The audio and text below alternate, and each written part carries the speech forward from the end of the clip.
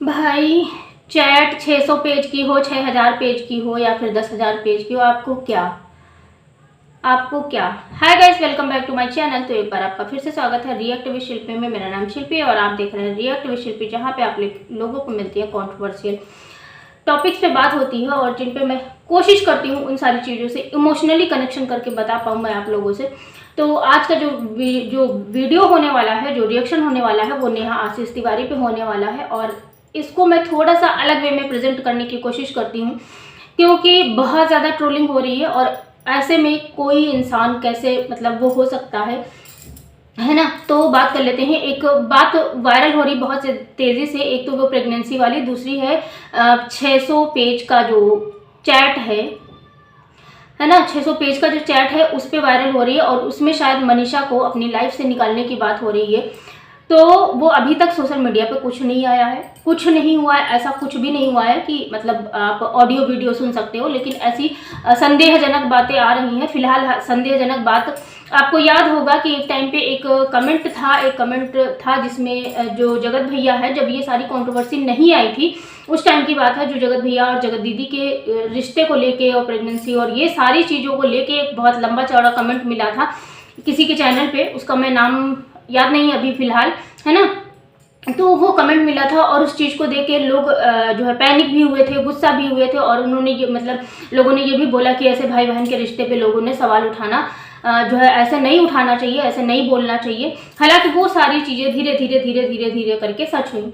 और यहाँ पे हम बात कर लेते हैं कि जो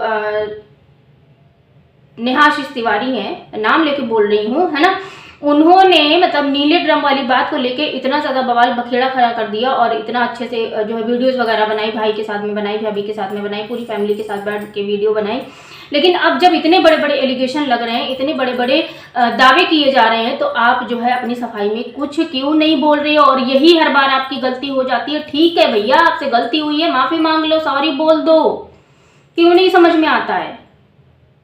आपका ईगो, आपका ये जो ईगो है, आपकी ये सारी जो चीजें हैं ना, यही आपको ले डूबती हैं।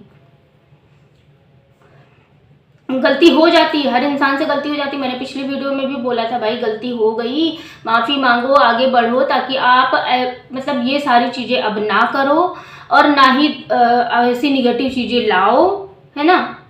ऐसी सारी निगेटिव चीज़ें लाओ। और देखो, ये सारी चीज़ें भी, बच्ची है आपकी, वो भी बड़ी होगी, देखेगी, क्या सोचेगी, क्या उसका इमेजिनेशन होगा अपनी माँ को लेके।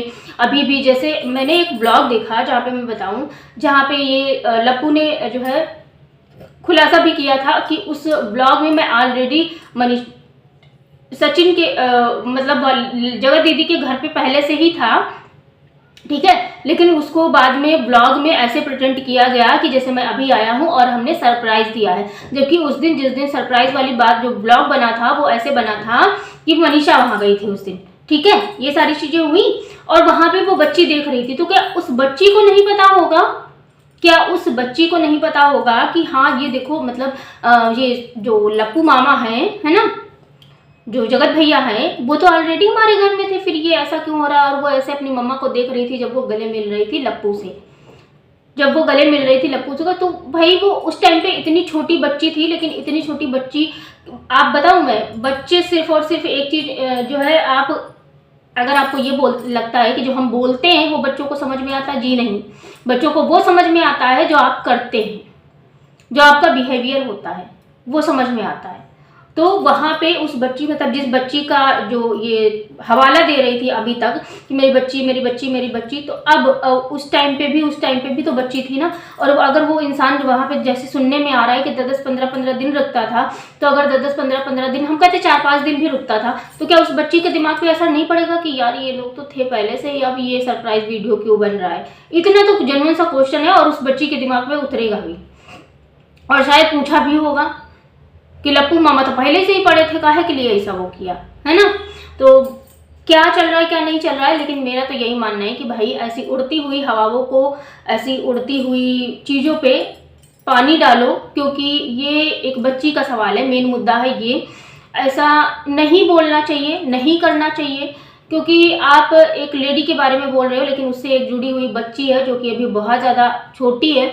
और कोई सहारा नहीं है। देखो मामी मामा सबके किसी के नहीं होते हैं, मतलब एक टाइम तक होते हैं, उसके बाद उनकी फैमिली है, उनकी खुद की फैमिली है। और रही बात नानी नाना की, नानी नाना कब तक रहेंगे। ससुराल से उन्होंने अपना रिश्ता तोड़ दिया है। वो भले ही प्रिटेंड करती हैं कि हाँ बहुत अच्छा है, बहुत अच्छा है, बहुत अच्छा है, लेकिन वो तो आप लोगों ने सबने उस बच्ची के बर्थडे में देख लिया था कि उन्होंने अपने हस्बैंड को भी नहीं इंक्लूड किया, उन्होंने अपने ससुराल वालों को भी नहीं इंक्लूड किया, उन्होंने अपनी देवरानी को भी नहीं इंक्लूड किया, ना ही दोनों ने एक दूसरे के बच्चे की जो बर्थडे विशेष थी उन्होंने एक दूसरे को कम्युनिटी छापी, ना कोई विश देखा, ना कोई मैसेज आया, ना ही कोई कमेंट था, मतलब कुछ भी ऐसा नहीं था। तो एक ले दे के उस बच्ची के पास में उसकी माँ है, और जैसी भी है उसकी माँ ही है, और अब लोग ये कह रहे हैं कि सुमित से माफ़ी मांगे और शादी कर लें। तो भाई मैं इस चीज़ को नहीं मानती, क्योंकि पता है जब एक बार रिश्ते में दरार आ जाती है ना, फिर उस रिश्ते को आप कितना भी संभालने की कोशिश करो, कितना भी अपनाने की कोशिश करो, कितना भी जो है कहते हैं कि कुछ भी करने की कोशिश करो, नहीं हो पाएंगी चीज़ें, उतनी नहीं हो पाएंगी, अच्छी नहीं हो पाएंगी। इससे अच्छा है आप आगे बढ़ो। और मेरे को तो भाई लगता है कि भाई अब शादी वादी का कोई मीन्स नहीं है। आप अपनी बच्ची के साथ अच्छा सा, आप वेल सेटल्ड हो, आप अच्छा कमा रहे हो, अच्छा कर रहे हो, बुटीक है आपका, तो मुझे लगता है बच्ची के साथ में जीवन व्यतीत हो जाना चाहिए। इतना कुछ नहीं हो, मतलब ठीक है अब बहुत एज भी हो गई है, अब इतनी एज कम एज नहीं रही कि अब आपको शादी की नीड है। हाँ ठीक है, मतलब होती तो हो जाती, लेकिन अभी मेरे को नहीं लगता कि हाँ शादी वादी के इतना है, क्योंकि बच्ची भी आपकी 6-7-8-9 साल की हो रही है शायद, है ना, 7-8 साल की तो होगी ही। तो ठीक है, बच्ची के सहारे जीवन काटा जा सकता है। बाकी अगर आप लोगों की इच्छा, आप लोगों की मर्जी, आप लोग क्या सोचते हो, लेकिन मेरा इतना सिर्फ कहना है कि भाई किसी को इतना परेशान मत करो, क्योंकि है ना, ऐसे वाले सीन भी कई बार हो चुके हैं, और ऐसा सुनाई देता था कि ये भी एक प्लान रहता था कि यार ज़्यादा मत लेना, मतलब इतना लेना कि हाँ ये न्यूज़ भी फैल जाए, डर भी फैल जाए लोगों में, और मतलब हम बच भी जाए। तो ये सारी जो कंट्रोवर्सी हुई, तो अभी एट द एंड मुझे ये समझ में आ रहा है कि ये जो सारा गेम हुआ, मतलब जो ओपनली सारी चीज़ें आई, चैट आई, रिश्ता बताया गया जगत भैया के थ्रू सारी चीज़, तो ये भी एक गेम ही था कि हाँ सारी चीज़ें हम सोशल मीडिया पे रख देंगे, सबको बता देंगे, और फिर शायद मनीषा अपने आप हमको छोड़ के चली जाएगी। इसीलिए शायद जो है जगत दीदी ने आज तक किसी सवाल का, किसी बात का जवाब नहीं दिया। हो सकता है ना ये पॉइंट, क्योंकि जब चीज़ें यहाँ तक थी अगर, तो ये एक पॉइंट ये भी हो सकता है। नोटिस कीजिएगा इस पॉइंट को और अपना विचार रखने की कोशिश कीजिएगा। फिलहाल के लिए मैं इतना ही बोलूँगी। Bye bye, take care, thanks for watching, जय श्री राम, राधे राधे, सद्बुद्धि देना भगवान जी बस।